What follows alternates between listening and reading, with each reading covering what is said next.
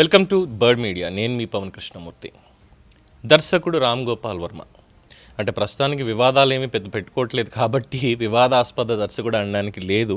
So దర్శకుడు రామ్ గోపాల్ వర్మ గారు and మాజీ దర్శకుడు అనాలేమో, ఎందుకంటే ఇప్పుడు సినిమాలు కూడా పెద్దగా ఏం తీయట్లేదు కాబట్టి రెస్ట్ తీసుకుంటున్నటువంటి దర్శకుడు రామ్ గోపాల్ వర్మ మళ్ళీ ట్విట్టర్ వేదికగా ఎందుకు కెలుక్కున్నారో కానీ మళ్ళీ కెలుక్కుంటూ వచ్చారు. కోర్స్ ఇది ఎవరిని అందులో మెన్షన్ చేయలేదు, కానీ ప్రకాష్ రాజ్ మొన్న వేసినటువంటి ట్వీట్ ఏదైతే ఉందో దాన్ని కోట్ చేస్తూ ఆయన కూడా మళ్ళీ మాట్లాడారు. సో ప్రకాష్ రాజ్ ఏమన్నారు మొన్న, what you mean by shut your doubts, silence your tongue and follow the leader without questions. దీని మనోడు అన్నది, మేము గొర్రెలం కాదు బానిస బతుకు బతకడానికి, ఈ బెదిరింపులొద్దు నాగబాబు గారు, ప్రశ్నించడం మా హక్కు అని పెట్టాడు కదా. అసలు జనసేనకి నీకు ఏంటి ఆ సంబంధం, నీకు అసలు పనిపాటు లేదా, మాట్లాడితే కెలుక్కుంటామని అన్నాం. సోషల్ మీడియాలో కూడా అవునులే పెద్ద గొర్రె వచ్చేసింది మాట్లాడడానికి అంటూ సరే ఏదో మాట్లాడారు అంత అయింది. ఇప్పుడు దాన్ని కోట్ చేస్తూ ఇంగ్లీష్లో రామ్ గోపాల్ వర్మ గారు ఏమన్నారో తెలుసా?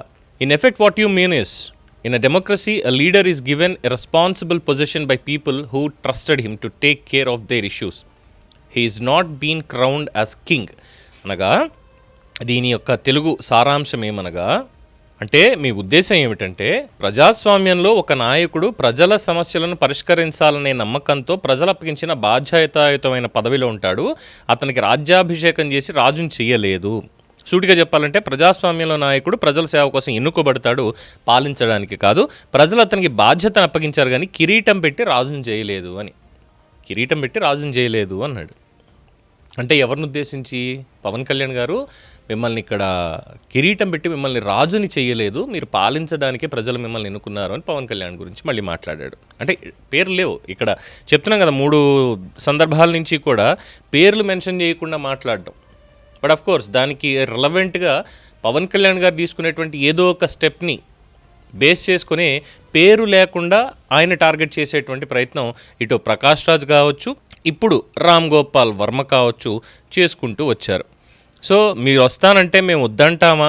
అయితే వచ్చే ముందు మీరు చెప్పాల్సింది ఏంటి అంటే, మీరు వచ్చేది పొత్తులతోట, సింగిల్గానా, లేదంటే ఇంకోలాగానా అంటూ మనోడు మొన్న తన పైత్యపు రాతల్ని కాస్త పెట్టడం జరిగింది. సింగిల్గా వస్తున్నారా, ఇంకోటి వస్తున్నారా అని. సో దానికి మనోళ్ళు కౌంటర్ గట్టిగా ఇచ్చేసరికి ఇక కొంతమంది బుక్క ఫకీర్లు కూడా వచ్చి మాట్లాడే విధంతా అయిపోయింది. ఇప్పుడు లాస్ట్కి దాన్ని బేస్ చేసుకొని, అయ్యా పవన్ కళ్యాణ్ గారు మీకు ఏం కిరీటం పెట్టలేదని ఆయన ఇండైరెక్ట్గా నాగబాబు పోస్ట్కి ప్రకాష్ రాజ్ రిప్లై ఇచ్చాడు కాబట్టి దాన్ని సపోర్ట్ చేస్తూ ఇక్కడ మీకు ఎవరు కిరీటాలు పెట్టలేదు అని నాగబాబుని కూడా కెలుకుతున్నట్టుగా రామ్ గోపాల్ వర్మ ప్రస్తుతం మాట్లాడడం జరిగింది. ఏంటయ్యా ఈ కర్మ మిస్టర్ వర్మ? ఆల్రెడీ ఏపీ ప్రభుత్వం ఏపీ ప్రజల సొమ్ము జగన్మోహన్ రెడ్డి సొంత సొమ్ము కూడా కాదు, లేదు ఇంకొకటి సొంత సొమ్ము కాదు, ప్రజలు పన్నులు కట్టినటువంటి దాన్ని శుభ్రంగా తీసుకెళ్ళి సినిమా తీసుకున్నావు. అది కూడా జగన్మోహన్ రెడ్డి బయోపిక్ అని చెప్పి పెట్టి యాత్ర 2 అని. మరి దానికి సంబంధించినటువంటి పేమెంట్లు కానీ ఇది కానీ ఎలా వచ్చాయి ఏంటి అనే దానికి పోలీసులు కూడా వచ్చే విచారణకి తెలిసిందే కదా అందరికీ. మరి ఆ సొమ్ములు ఏడబోయినాయి? పబ్లిక్గా ఇప్పుడు నువ్వు సినిమా తీసావు, ప్రైవేట్గా నిర్మాత పెట్టుబడి పెట్టాడు, సినిమా మాకు బాగా నచ్చింది, మేము 1-2 సార్లు గుడ్డలు చింపుకొని మరి వెళ్ళి టిక్కెట్లు కొనుక్కొని అవసరమైతే అప్పు చేసో, అమ్మ పోపుల పెట్టులోంచి కొట్టేసో, నాన్న జోబులోంచి లాగేసో, ఏదో ఒకటి చేసి నీ సినిమాలు చూసి నిన్ను లేపితే అది పర్వాలేదు. కానీ ఇక్కడ ప్రభుత్వానికి ప్రజలు కట్టినటువంటి పన్నులు ఏవైతే ఉన్నాయో దాని నుంచి 2 కోట్లు సంథింగ్ 2.5 కోట్లు తీసుకొని సినిమా తీసి ఎన్ని రూపిద్దాం అనుకున్నావు? ముందు ఆ దానికి లెక్కలు చెప్పు. తర్వాత పవన్ కళ్యాణ్ గారికి కిరీటం పెట్టారా లేదంటే నాగబాబు కుర్చీ వేశారా అనేది తర్వాత సంగతి. You are nowhere related in this aspect. Even though Prakash Raj also. ఇద్దరికీ సంబంధం లేదు. అంటే వెనకలకు ఒక సామెత ఉంటుంది, పనిలేనోడు పిల్లిబొచ్చు పీకుతున్నాడని. అలాగా మీ ఇద్దరికి పని పాట లేకపోతే మీ స్థానాల్లో మీ యొక్క రంగాల్లో ఉన్నటువంటి మీ ప్రతిభని ఇంకా ప్రదర్శించండి, ఇంకా ఎక్స్ప్లోర్ చేయండి. రామ్ గోపాల్ వర్మ గారి మీద నాకు అపారమైనటువంటి గౌరవం ఉంది. సో వారు మళ్ళీ ఒక క్షణక్షణం శివ లేదు అంటే చాలామంది అంటుంటారు అది ఫెయిల్యూర్ అని, బట్ ఎందుకో నా వరకు అది ఫెయిల్యూర్ అనిపించలేదు. గోవిందా గోవిందా గోవిందా గోవిందా సినిమా, అలాంటి సినిమాలు మీరు మళ్ళీ తీయండి సార్. వీఆర్ ఎక్స్పెక్టింగ్ అలాంటివి తీసి. ఇప్పుడు ఎవరు సార్ ఈ రాజమౌళి లేదు అంటే సుకుమార్ వీళ్ళందరూ ఎవరు సార్ మీ తర్వాత వచ్చిన వాళ్ళు? మీ తర్వాత వచ్చిన వాళ్ళు వాళ్ళకంటే ఎక్కువ వండర్లు చేసేటువంటి కెపాసిటీ క్యాపబిలిటీ మైండ్లో ఉంది. ఎక్కడో చెన్నైలో మూలబడిపోయినటువంటి రెడ్ కెమెరా అనే దాన్ని తీసుకొచ్చి చేసినటువంటిది అందరూ చూసాం.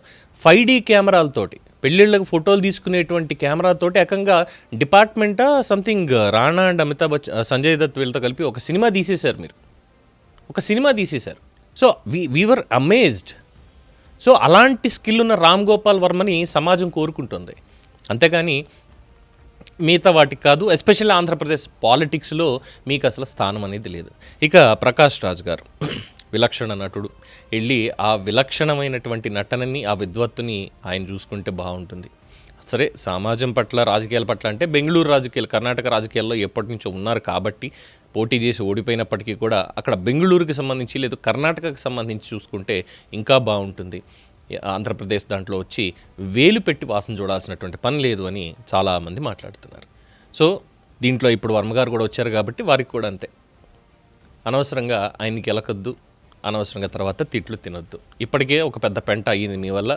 మళ్ళీ అలాంటి పెంటలు మీకు కావాలి అనుకుంటే మీరు హ్యాపీగా పెట్టుకోవచ్చు. డెఫినెట్గా పవన్ కళ్యాణ్ గారికి ప్రజల కిరీటం ఏమి పెట్టలా, కిరీటం పెట్టి రాజుని చేయలేదు. ఆయన్ని ప్రతి ఒక్కళ్ళు కూడా మావాడు అనుకున్నారు, ప్రతి ఒక్కళ్ళు మావాడు అనుకున్నారు. అందుకే ఈరోజు ఆయన పదవిలో ఉన్నారు, పాలిస్తున్నారు, ఆ పాలనలో ప్రక్షాళన కూడా తీసుకొస్తున్నారు. Just telling. దీని మీద మీ అభిప్రాయం తెలియచేయండి. చూస్తూనే ఉండండి ది బర్డ్ మీడియా. ఈ వీడియో మీకు నచ్చినట్లయితే లైక్ చేయండి, షేర్ చేయండి, సబ్స్క్రైబ్ చేయండి. మరిన్ని అప్డేట్ల కోసం మా వాట్సాప్ ఛానల్ను ఫాలో చేయండి.